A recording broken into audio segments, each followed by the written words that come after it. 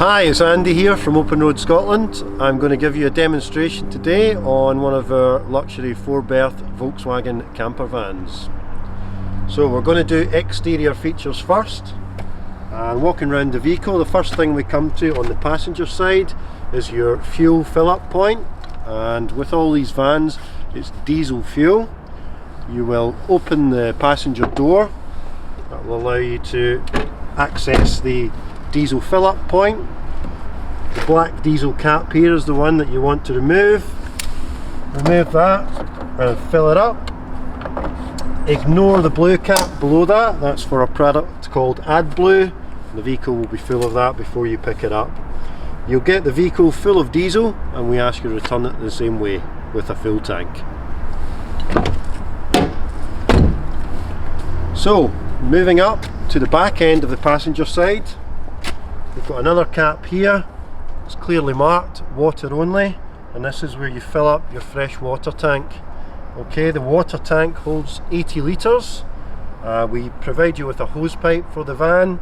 You'll put the hose in here, connect to your supply point, generally at a campsite or a fuel filling station, and just fill up the fresh water until it overflows. Back of the van here features a cycle rack, which if you're bringing your own bikes or hiring bikes from us, you can mount them here. The rack will take up to 4 bikes.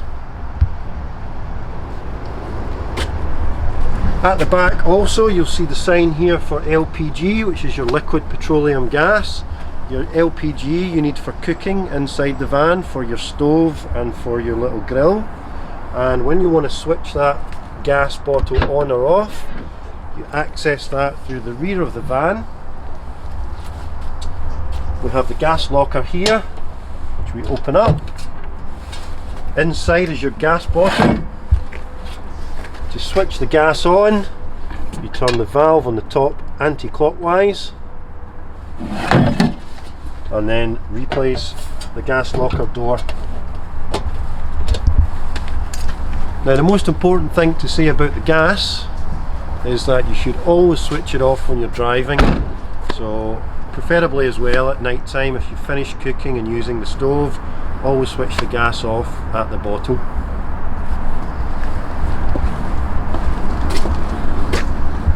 At the back here we've got your electric 240 volt hookup point, so if you're staying at a campsite and you're going to have access to a powered pitch, then you'll use the electric cable provided to hook the van up here. I'll just demonstrate that just now. So the cable that provided with the van has one end which goes into your supply point at the campsite, and then this end here you'll lift the flap and push into the entry point on the van here, which is at the rear on the driver's side. The last thing on the outside of the vehicle to demonstrate is your grey waste tap. So you've got a small grey waste tap here, just midsection of the van on the driver's side, and essentially all you're going to do with that when you want to drain grey water out, turn the handle on that anti-clockwise. The grey waste is the water which goes down your sink inside the van. Generally there's not going to be too much grey waste because it's a small sink and a small water tank, but when you do want to empty it, this is the valve that you use here. Okay, we're going to access the main area of the van from the passenger side here on the side sliding door. It's going to open up nicely and take you in to the inside of the van. Our vans feature a double bed on the bottom here, a slide out rock and roll bed we call it. They also feature an upper bed, which we'll demonstrate later in the video, and the 2 front seats here, forward facing. They are obviously under normal circumstances when you're driving, but these are called captain seats, and these will rotate round to give you a large living space when you're stopped up and camped for the night. So to operate your rock and roll bed in the bottom level, there's a handle down here just in the middle of the furniture board here. We're just going to lift that and allow the whole bed mechanism to slide down, creating a nice double bed. When we want to push that bed back into place for the travelling position, there's an orange lever here which we push in, which allows the bed mechanism to release, and then we just push that back and it locks back into space again. The bed here also features 3-point travelling seats, so a very safe mode of travelling for your rear passengers. Okay, our 2 front seats in the van here are what we call rock and roll, swiveling captain seats, and we're just going to rotate these 180 degrees to show you how they operate. So, first thing to do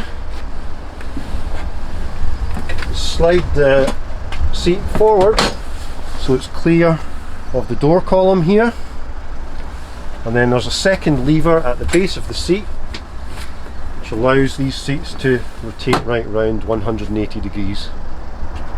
Okay, so I'll demonstrate the upper bed now on the Volkswagen Campervan, and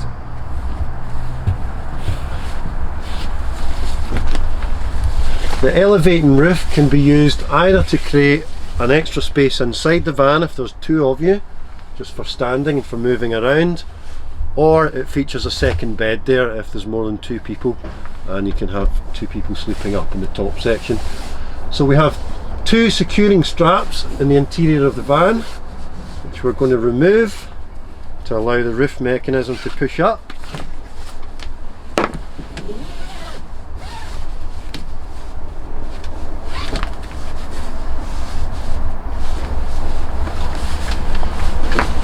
Once we've taken those straps off, we're simply going to push the roof up and it will pop up and elevate on its own.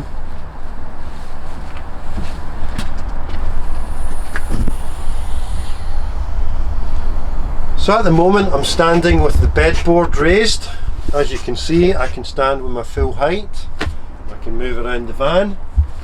When I want to use this as an upper sleeping bed, we just bring the bed section down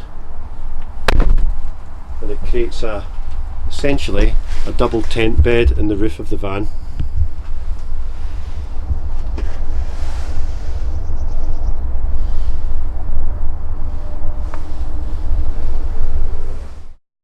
Okay, when you're using the interior of the van as your living space, we can set up a little table here. You'll see your table is stowed here at the end of the kitchen furniture. That's in the travelling position. I'm just going to take that table out, lock it in here nicely into the rail, and then put our table leg down, and we've got a nice sitting area for 4 with our 2 rotating seats and our 2 forward facing seats here.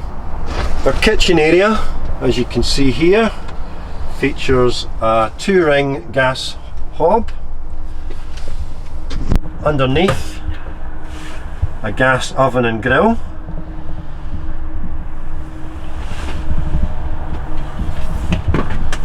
A sink with a foldable water tap,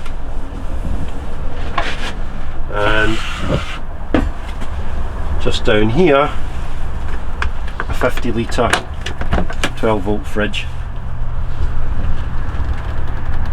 Our 2-ring hob here operates from gas, and as I demonstrated earlier in the video, you need to turn your gas on using the gas bottle, which is situated in the locker at the rear. When you push down your gas control knob, you'll hear the gas escaping, and then you've got your little ignition switch in the middle there. There you have perfect little gas hob for cooking on.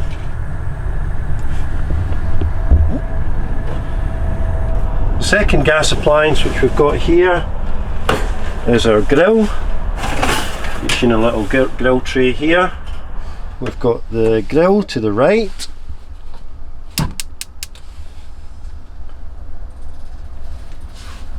back to the middle, switches off, and then over to the left we've got the oven setting, and that's you. When you're operating on the grill, you always need to have the door open otherwise the flame will go out.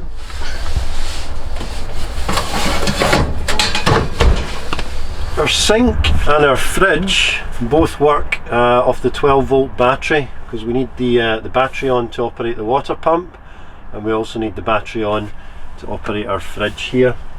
So our fridge switch is here.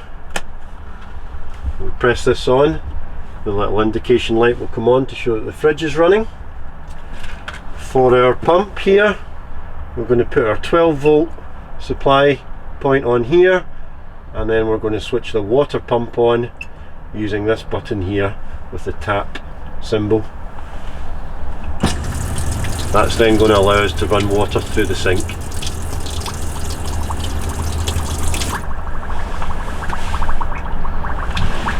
Up here we've got some lighting buttons. Okay, so we have some low level lighting here on the kitchen unit. We have some higher level lighting here above the worktop. Okay, down here we have lights for the bedding area here, and we also have some little spot lamps here for reading. But to use any of these we need to have the 12-volt supply on here at the power point. The 240-volt socket here takes a standard UK 3-pin socket, and it gives out power, 240-volt power, to any mains power devices you need.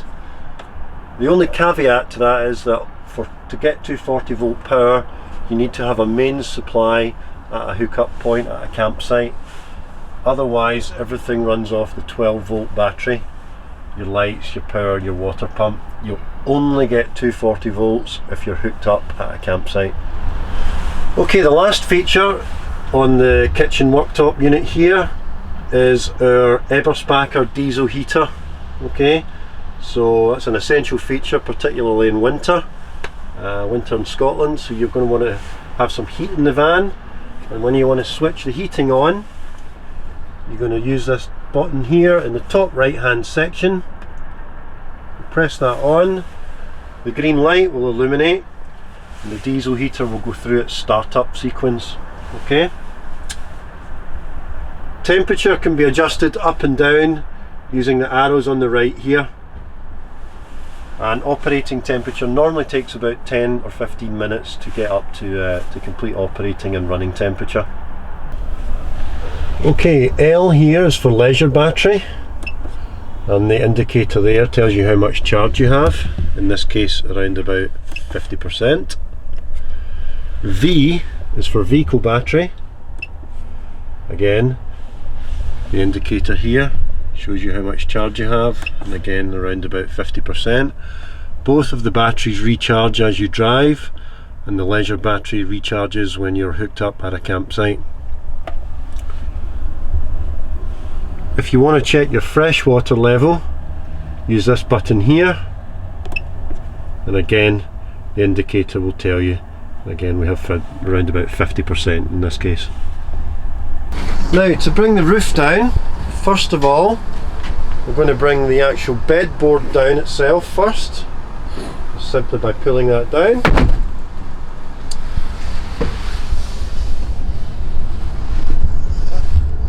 Then what we want to do is bring the canvas roof down.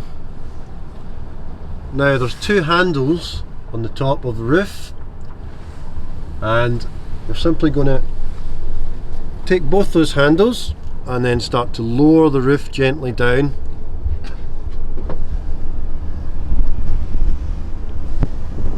Now, as we bring the roof down, the one thing that we want to make sure we do is gather the fabric in from both sides, so there's no danger of the fabric being trapped on the outside of the roof. So bring that down, and then the roof will lock down. Important to note that when we bring the roof down, we should always have one of the doors open. That's to prevent air getting trapped in the van. It allows all the air that's been up in the tent area to exit out of the van as you bring the roof down. The last thing we want to do before we drive off is secure the roof again with the straps.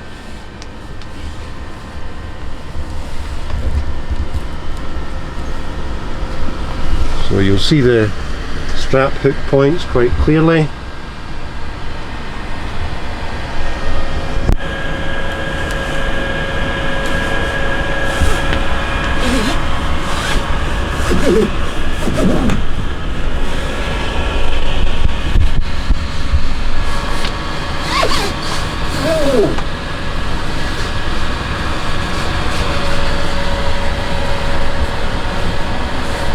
Okay, we can rotate our front seat back to the driving position.